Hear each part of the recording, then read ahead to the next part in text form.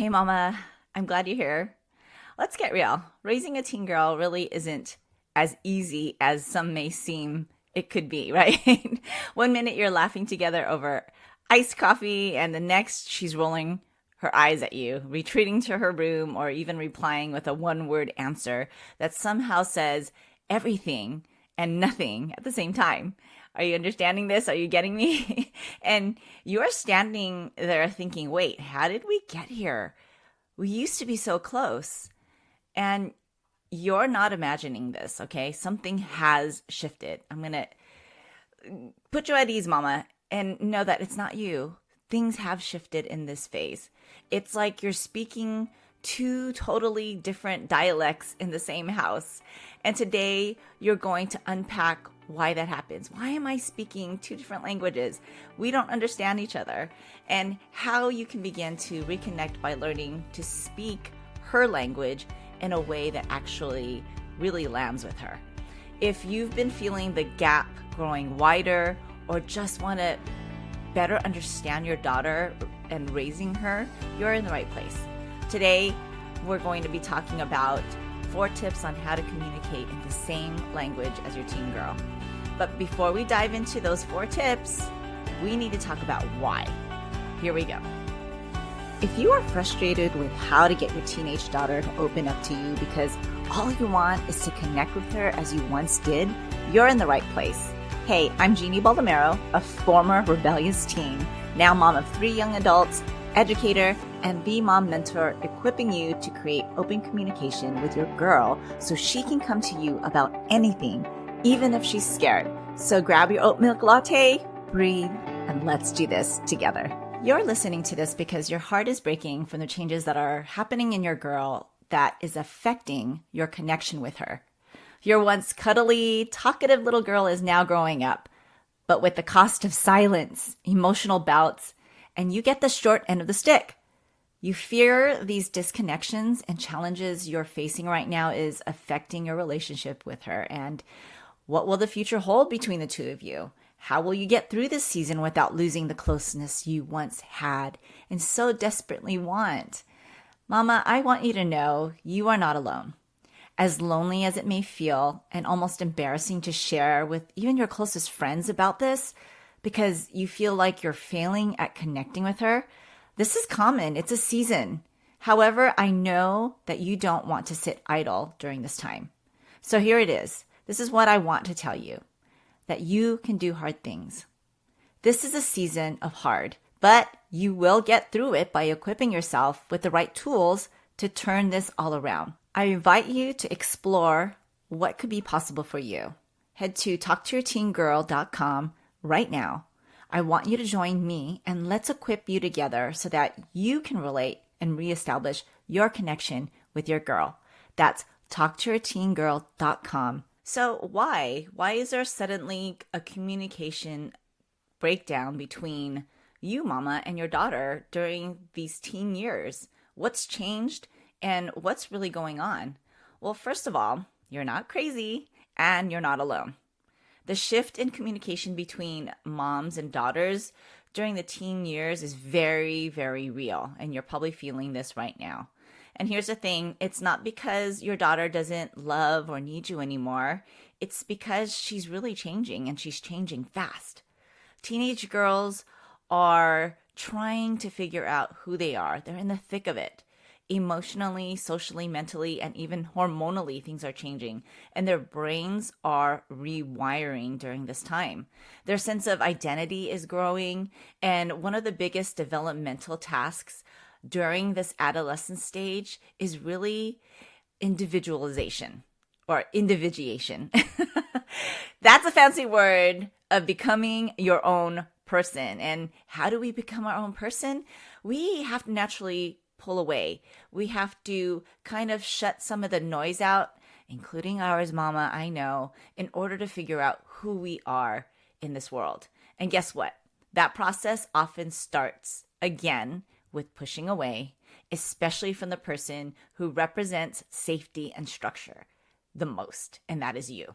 So when you try to guide her with logic, or when you share advice that worked for you at her age, Or when you try to fix her problems, she may hear it as control or judgment or pressure, even though that's not what you meant at all, right?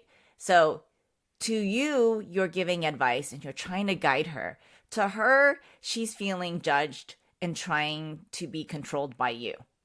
And on the flip side, when she responds with short answers, maybe sarcasm or distance, that makes you feel rejected. And you wonder if you're losing her. And this fear starts to creep in within you. So now you've got two people, both feeling misunderstood, both trying to protect themselves, and the emotional connection starts to feel like uncontrollable, like walking on eggshells. But this is it, Mama. I want you to take a breath. This doesn't mean that you're failing at all. This doesn't mean your relationship is doomed. It just means it's time to learn a new language, and that one that connects instead of corrects, right? So let's talk about how. I want to share 4 powerful practical tips on how you can start using today to bridge that gap and reconnect with your daughter in a way that feels more natural and mutual, right? Not forced. So the first is really validate first and then fix later. When your daughter shares something, whether it's drama at school or frustration, or even when she makes a mistake herself and she acknowledges it, your instinct may be to problem solve it, to understand and give her some advice. But really, she's not looking for a solution. She's just looking to feel seen, to feel heard, right? So instead, maybe acknowledge what she's saying. Oh, that sounds hard. Oh, that feels really, really bad. I can see why you feel that way, right? Or wow, that took a lot of courage to tell me. Whatever it is in your own language, but it's really affirming what she has said and receiving that, right? Without a solution.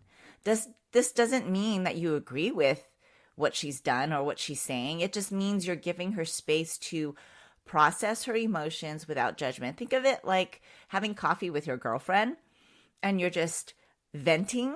You just want to vent, or maybe even your husband, you're just venting and you just don't want him to fix it, right? Because it's our natural, or at least guys want to fix problems, but you just want to be heard. Same with your daughter. She just wants to be heard. And that builds trust when you're consistent with just listening. And once she feels heard, she's way more likely to open up to your guidance. She just wants you to hear her. And tip number 2, speak emotionally, not logically. And I know this probably sounds contradicting, but hear me out when I say emotionally. Teen girls speak the language of emotion, not facts. I feel this is hard. I'm frustrated. I'm sad. It's overwhelming, right? If you lead with logic or lectures or life lessons, she might just tune out, right? That's not her language right now. Her language is the language of emotion. So maybe start saying, instead of saying you shouldn't be upset, it's not a big deal, right? Shoulda. I remember feeling that way too when I was your age. Oh, I remember that feeling. Or instead of, you need to calm down, right? I know I've used that before. I can instead try, I can see that you're overwhelmed right now, want to talk or just sit together for a bit, right? Matching her emotional tone helps her feel like you're with her, not over her, right? And tip number 3, shift from interrogation to curiosity. Oh, this one's a good one because when I know that in the past I've explained get curious, but that can also be interpreted by your daughter as interrogation, right? And talk to your teen girl framework, we always talk about tone, your body language. We talk about what it looks like, right? And how to shift your body language, because that's also a language, so that it's received. And sometimes we ask rapid fire questions because we care. We ask all these questions because we want to know, we want to understand the scenario. But to your teen, it can feel like interrogation. Like, why are you asking me all these questions all at once? Right? Maybe instead of saying, who were you with? What time did you get there? Why didn't you text? Maybe it's, hey, I'd love to hear how your night went. Anything funny happen?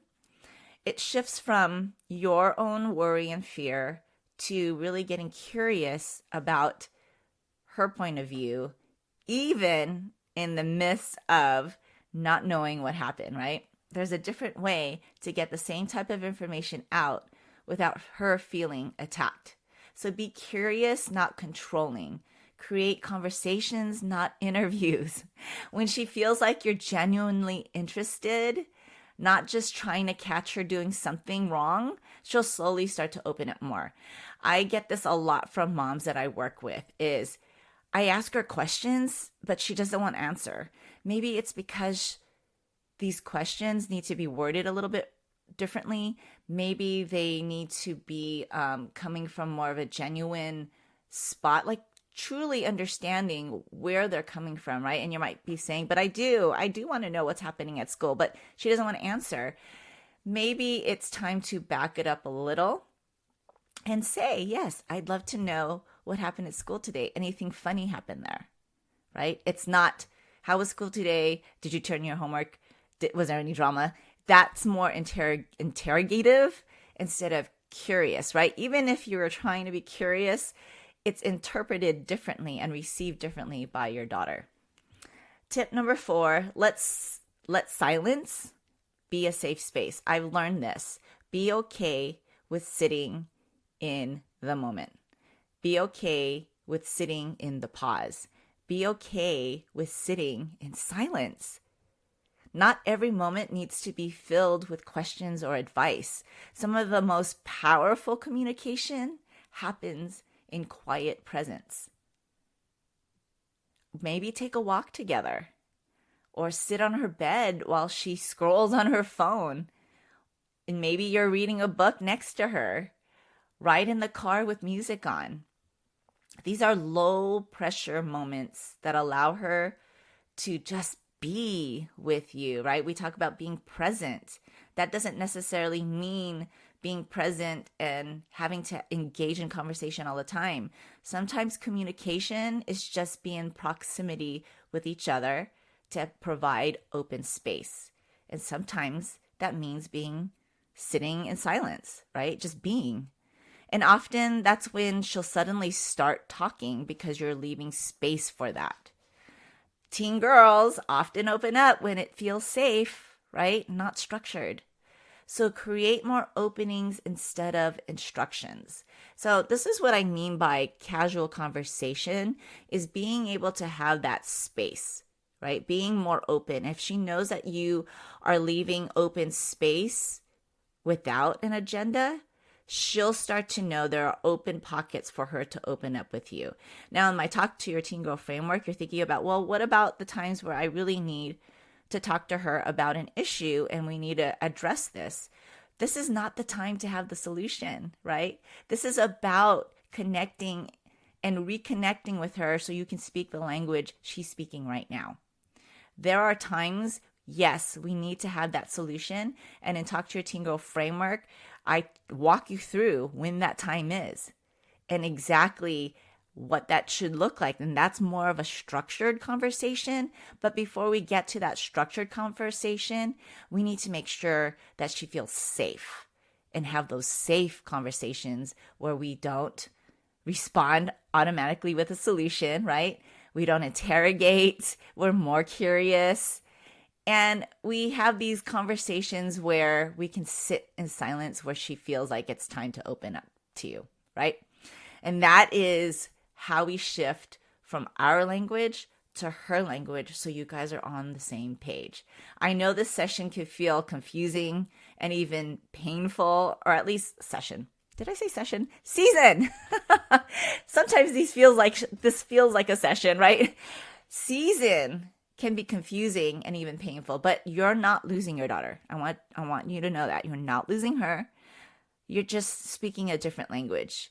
And just like living in a different country, right? As you start to assimilate and start to understand the language and speak it a little bit more, just being in that space, you'll start to get comfortable. And it's the same with your daughter. You're just entering a new chapter with her. one that requires new tools, softer hands, and deeper listening. It's not about being perfect. It's about being present. So let's recap the 4 tips to help you start speaking the same language as your teen. Validate first, fix later. Speak emotionally, not just logically. Shift from interrogation to curiosity.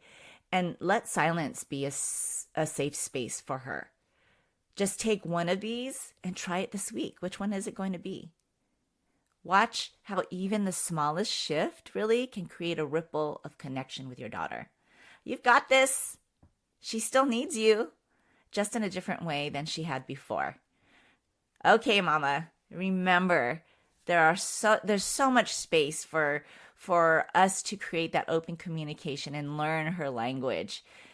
Remember to be patient with yourself, give grace to yourself as you're learning this language. It takes time, just like in any other language, right? You've got this. And if you feel like you're in a space where I need a little bit more support, there's always Talk to Your Teen Girl framework where you can learn to create open communication with your daughter. It's never too late to do that. Go head on over to talktoyourteengirl.com. That's talktoyourteengirl.com, and I'll see you next time. Hey friend, if this podcast inspired you or encouraged you or helped you in any way, I'd love for you to share it. You can screenshot this episode and share it in your stories on social media or text it to a friend who can use the support. It's the best way you can thank me. I want to let other mamas know they are not alone.